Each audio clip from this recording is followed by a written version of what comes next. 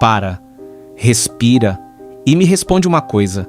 Você conseguiria entrar numa sala de cirurgia hoje, com bisturi na mão, paciente aberto na mesa, equipe inteira te olhando esperando uma ordem, e operar, sem ter estudado medicina, sem ter pisado numa faculdade na vida?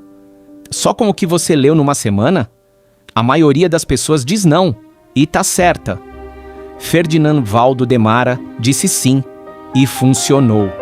Estamos em 1951, no meio do Mar da Coreia, dentro de um navio de guerra canadense. 3 soldados chegam com ferimentos gravíssimos de combate. O cirurgião de bordo é chamado. Ele aparece, grande, calmo, jaleco branco, voz firme, pede os instrumentos e começa a operar, como se tivesse feito aquilo a vida toda. Não tinha. Tinha estudado os procedimentos num manual médico na semana anterior. As 3 cirurgias deram certo. Os 3 soldados sobreviveram e o cirurgião voltou para a cabine, guardou o manual na mochila e foi dormir tranquilo. Esse homem não era médico, não tinha diploma em nada, era um impostor, o maior que o mundo já viu. E essa foi só uma das 8 vidas que ele viveu. Ferdinand nasceu em 1921 em Lawrence, Massachusetts, família de classe média que despencou na miséria durante a Grande Depressão. Cidade cinza, dinheiro curto, futuro fechado. Mas desde cedo ficou claro que tinha algo diferente nesse menino. Memória absurda, o tipo que lê uma página uma vez e guarda para sempre. Carisma natural, o tipo que entra numa sala e em 10 minutos todo mundo já confia nele. E uma inteligência que nenhuma escola da região conseguia segurar. O problema é que inteligência sem dinheiro, nos EUA dos anos 30, não te leva a lugar nenhum. Ele tentou seminários religiosos, fugiu. Tentou o exército, desertou. Tentou uma vida normal, durou semanas.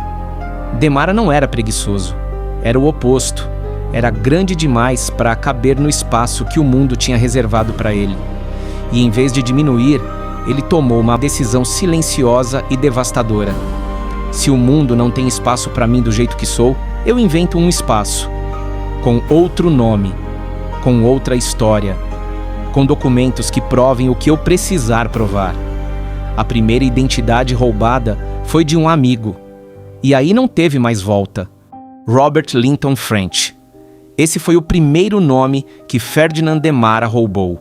Um doutor em psicologia, pessoa real, viva, que não fazia ideia do que lhe estava acontecendo com os próprios documentos. Com o nome de French, Demara entrou para o exército americano. Quando percebeu que a situação estava ficando arriscada, desertou.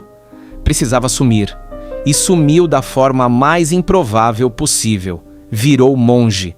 Não de brincadeira. Não por uma semana.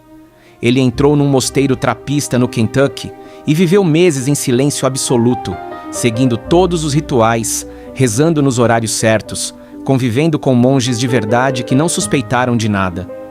Quando saiu do mosteiro, foi para o Canadá, dessa vez como professor universitário de psicologia, ainda usando os documentos de frente. Dava aulas, era avaliado, recebia salário, os alunos adoravam, os colegas respeitavam, ninguém checou nada. E esse é o detalhe que mais incomoda nessa história toda.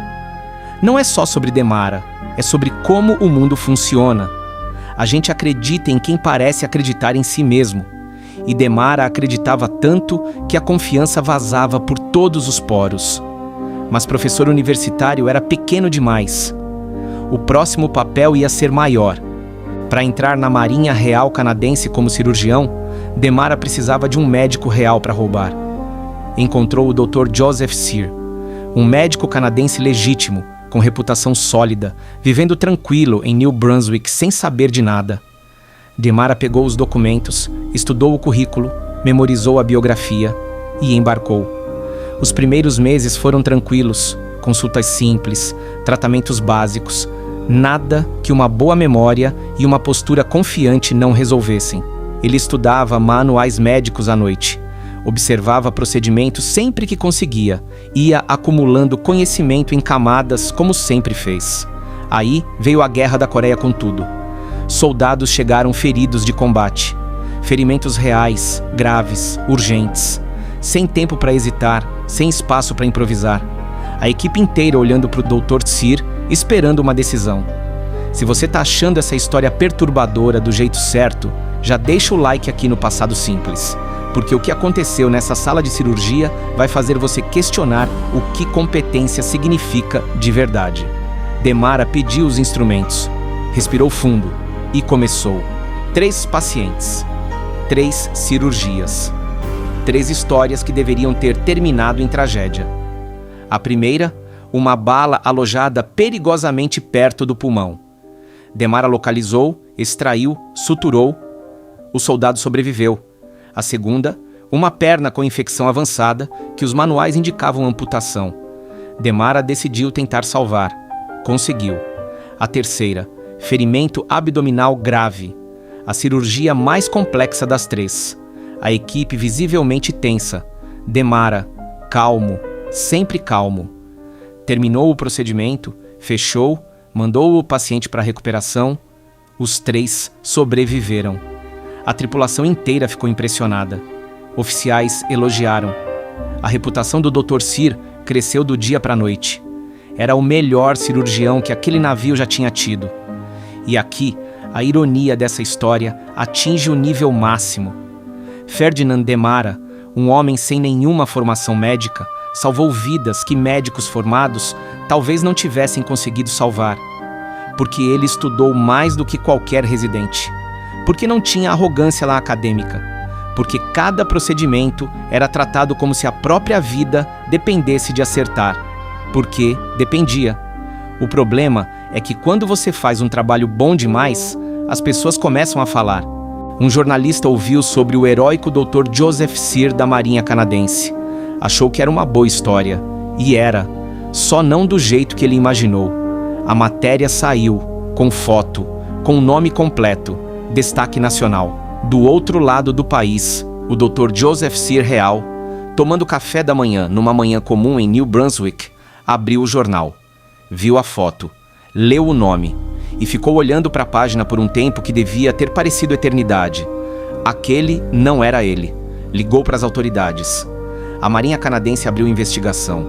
Em menos de 48 horas, tudo estava claro. Demara foi confrontado. Não negou. Nunca negava. Essa era uma das coisas mais desconcertantes nele. Quando descoberto, ele simplesmente parava, olhava para o investigador com aquela calma característica e confirmava tudo. Como quem cansou de fingir surpresa. Foi dispensado da Marinha, sem julgamento criminal, sem cadeia, porque, tecnicamente, ele não tinha cobrado nada além do salário do cargo. Não tinha desviado dinheiro e tinha salvado 3 vidas num navio de guerra. O que você faz com isso? O Canadá decidiu que não sabia e mandou ele embora. Você esperaria que depois disso tudo Demara parasse? Qualquer pessoa normal pararia. Ele não parou. Foi preso no Maine por deserção, resolvido. Virou diretor assistente de uma prisão no Texas com outro nome. Funcionou por meses até ser descoberto. Virou professor no Canadá de novo, descoberto. Pesquisador universitário no ZUA, descoberto. O padrão era sempre o mesmo. Chegava, conquistava, se tornava indispensável, era descoberto por algum detalhe pequeno fora do controle dele e sumia para a próxima vida. Bizarro é que, mesmo sendo pego repetidamente, as consequências eram sempre mínimas. Porque as pessoas que ele enganava frequentemente se recusavam a processar. O diretor da prisão no Texas disse abertamente que Demara tinha sido o melhor funcionário que já tivera. Os alunos do Canadá assinaram uma petição pedindo que ele continuasse dando aulas. Como você pune alguém que te enganou, mas te ajudou de verdade? Essa pergunta não tem resposta fácil. E é exatamente por isso que a história de Demara incomoda até hoje. Ela força a gente a separar 2 coisas que a gente sempre juntou: a credencial e a competência, o papel e a pessoa. Em 1952, a revista Life Magazine publicou uma matéria sobre ele. Virou celebridade. Em 1960, Hollywood fez um filme. Tony Curtis interpretando Demara numa produção que foi sucesso de bilheteria. O Grande Impostor. O apelido grudou para sempre, mas fama é veneno para quem vive de anonimato. Com o rosto conhecido, as portas foram fechando. As identidades ficaram mais difíceis de sustentar e Demara foi envelhecendo, gordo, cansado, famoso pelo motivo errado. No fim da vida, ele trabalhou como capelão num hospital na Califórnia. Dessa vez, com permissão real. Sem documento roubado, sem nome falso. Só ele, do jeito que era, sentado ao lado de pacientes terminais, segurando mãos, ouvindo histórias. E dizem que era extraordinariamente bom nisso também. Ferdinand Valdo Demara morreu em 1982. Até hoje ninguém sabe ao certo quantas identidades ele assumiu. Os registros confirmam pelo menos 8. Nunca foi preso de verdade. Nunca enriqueceu. Nunca explicou completamente o porquê de tudo. Numa das últimas entrevistas, alguém perguntou o que ele queria de verdade com tudo aquilo. Ele pensou um pouco e respondeu: queria ser necessário. Queria que as pessoas precisassem dele. Um homem que passou a vida inteira sendo outras pessoas porque não sabia muito bem o que fazer sendo ele mesmo. Isso foi passado simples. Se essa história te fez pensar 2 vezes sobre o que um diploma realmente prova, compartilha com alguém que precisa ouvir. E se inscreve no canal porque toda semana a gente desencava um pedaço do passado que ainda tem muito a dizer sobre o presente. Nos vemos no próximo segredo.